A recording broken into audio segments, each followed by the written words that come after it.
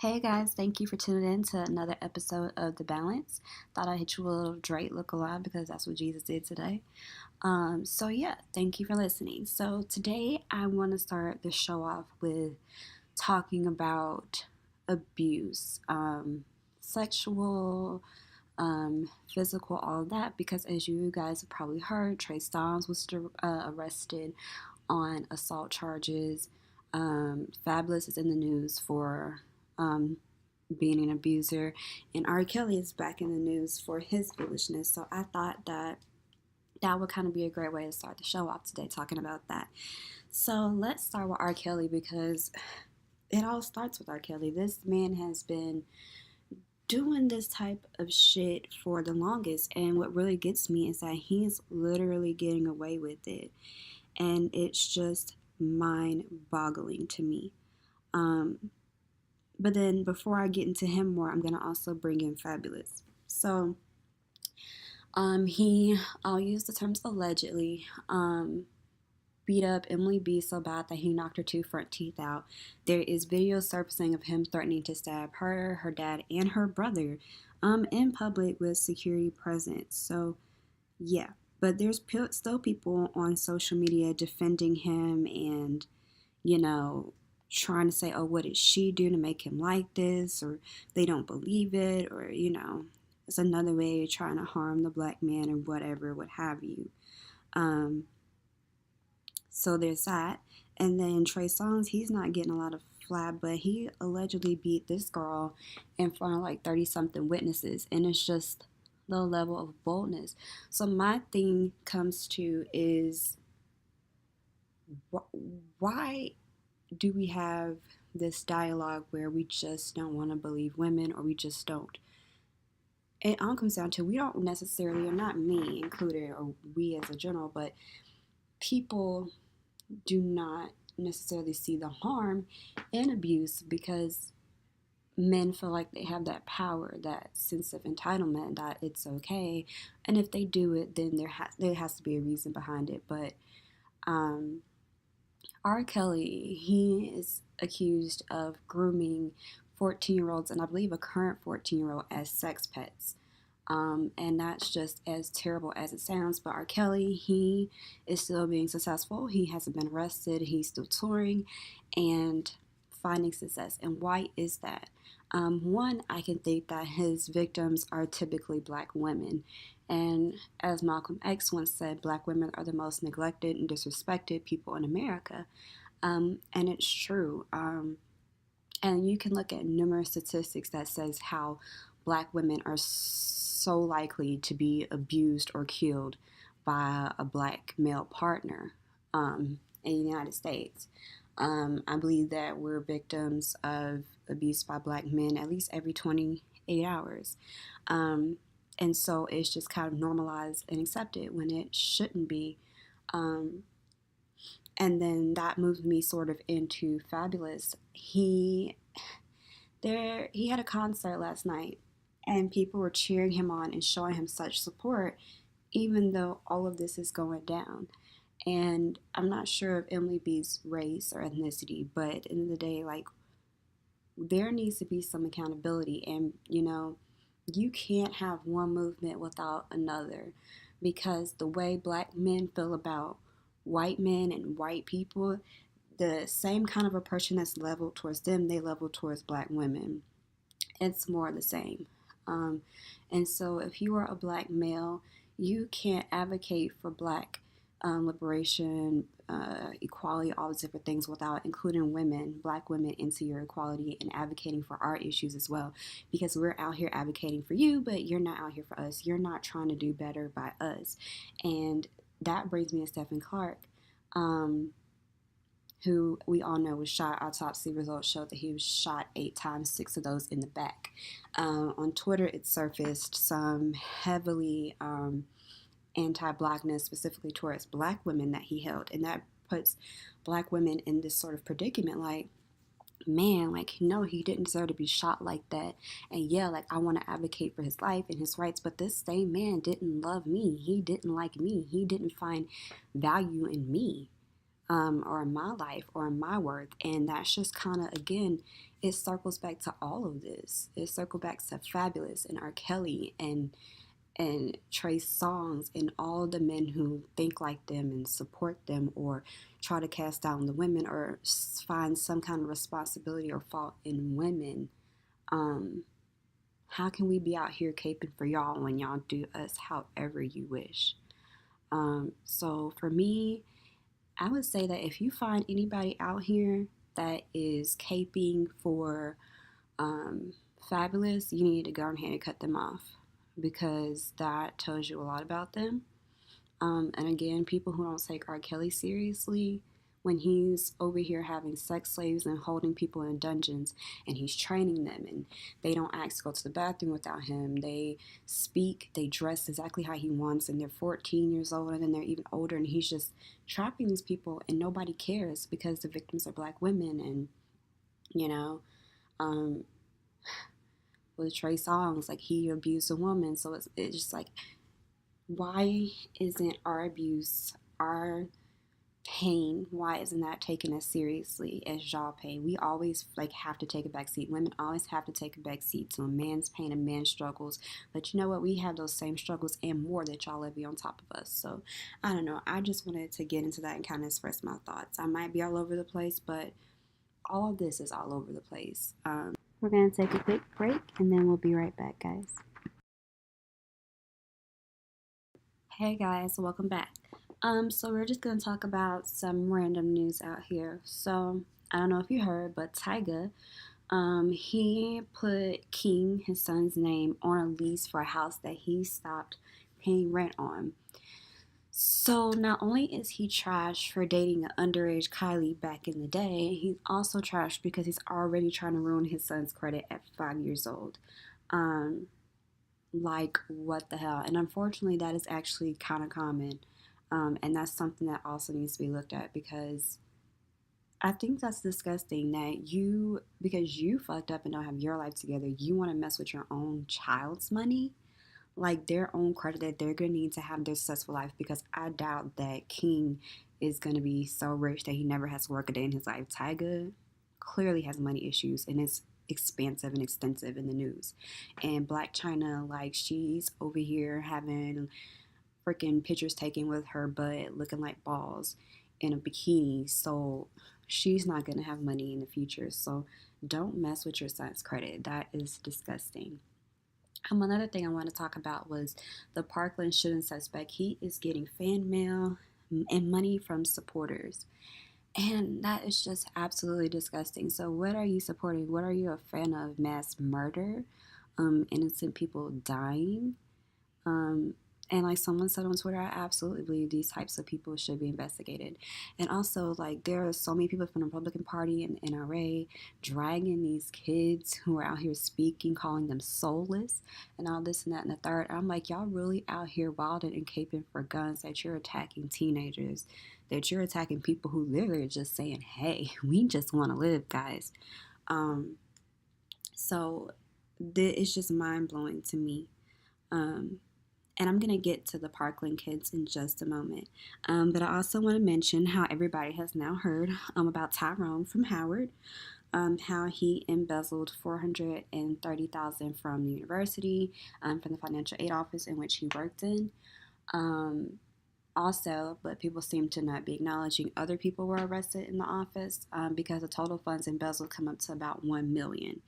So that's important to keep in mind why everybody's just throwing shade at Tyrone. But I mean, he did post a picture saying another semester down, another bag secured, which is pretty much a full-blown confession. But hey, what do I know? So back to like those protesting for March of for Our Lives and the kids, they have co-opted. I saw pictures of them co-opting the Black Power Fist. I've seen them co-opting the Don't Shoot thing, and I have a lot of thoughts about that. I respect what they're doing. I respect their march. I respect all of that. But you do see a distinct difference in how we're treated when we try to protest versus how they're treated. They get landed on covers of Time magazine, so much exclusive attention. Like just the difference in how they're treated by society and the media. And of course, you have those nut jobs out there, but there are people out there who are supportive of them, and definitely more than you would find for our causes.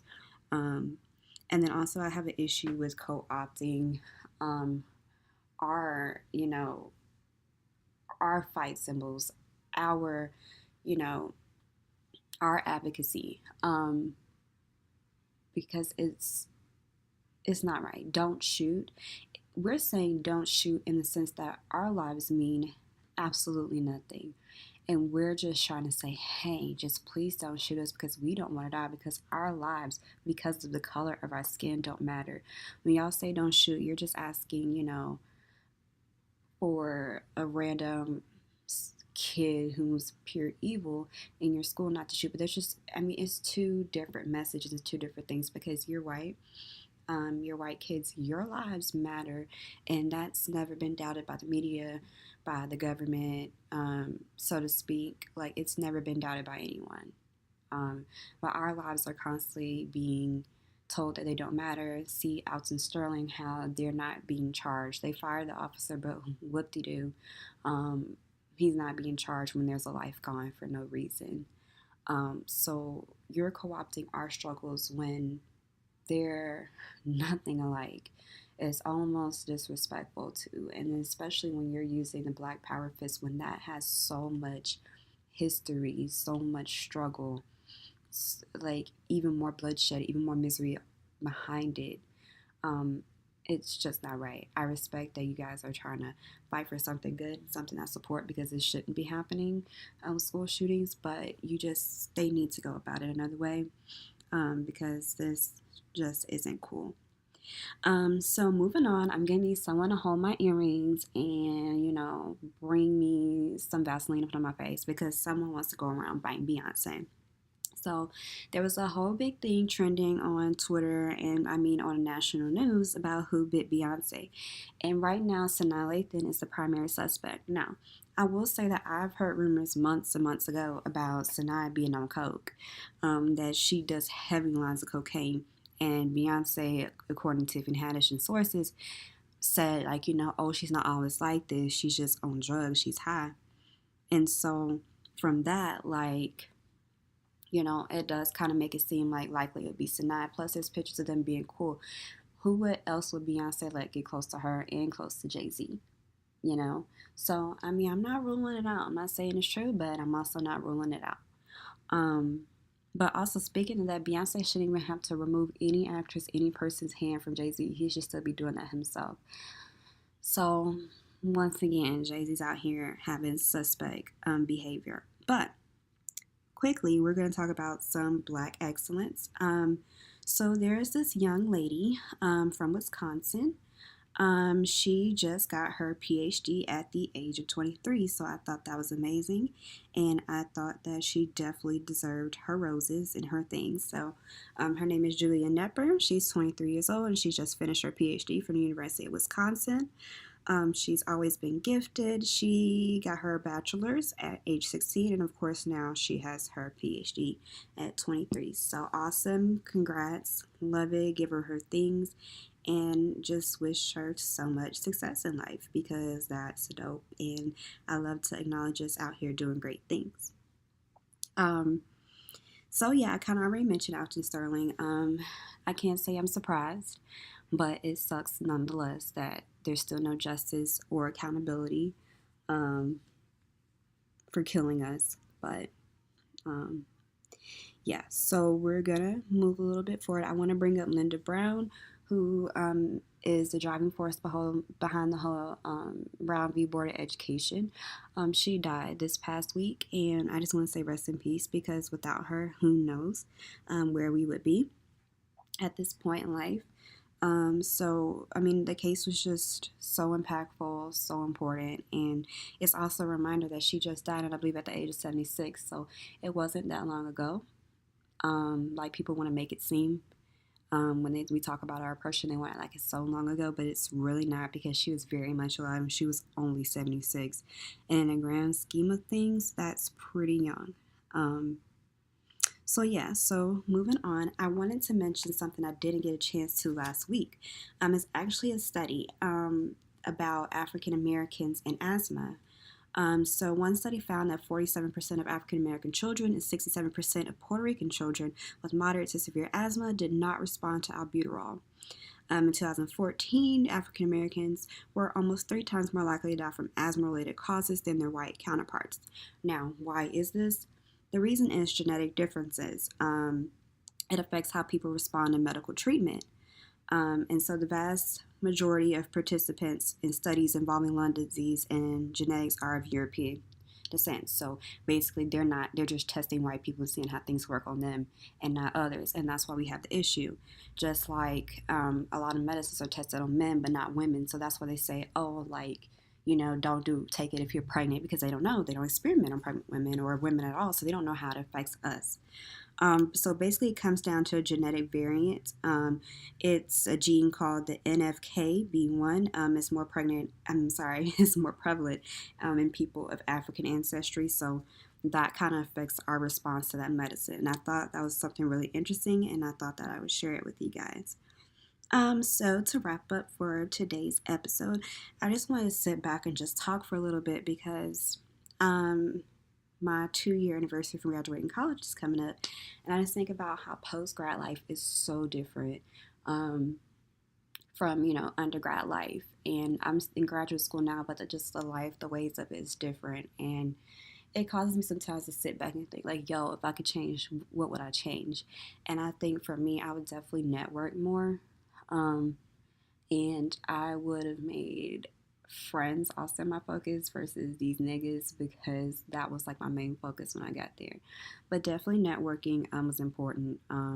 So I just kind of challenge you, what would you change if you could go back, or just think about your post grad life, and just the differences between undergrad. Um, and also, I was just finished watching Grownish. Yay, she chose Luca, but in the end, I also kind of wish she would have chose herself. And again, kind of relates back to me in school, because again, I was so worried about guys when Zoe's a freshman, and I was representative of my freshman year, constantly with dudes, constantly all the time, was never alone. That's kind of how Zoe was. So it would have been nice to show people an alternative way of being, of choosing yourself, focusing on yourself, because Zoe's never had a moment to herself to focus on her studies, her dreams, really, since she entered, I think Cal U is the name of the school. And I do hate that they've made Zoe's character all about boys, because again, it kind of hits me, so I get it. But yeah, I just wish it kind of would have taken a little bit of a different turn. So yeah, so I'm gonna hit you guys with some throwback songs for the day, because that's what I always do. So yeah, throwback from the 80s, Prince's song Kiss. What is it? Gonna be the second anniversary of Prince's death coming up this month. So I thought I'd hit with a throwback song of him. For the 90s, Back and Forth Aaliyah. For the 2000s, I have three. Busta Rhymes' Past Cavassier, a classic.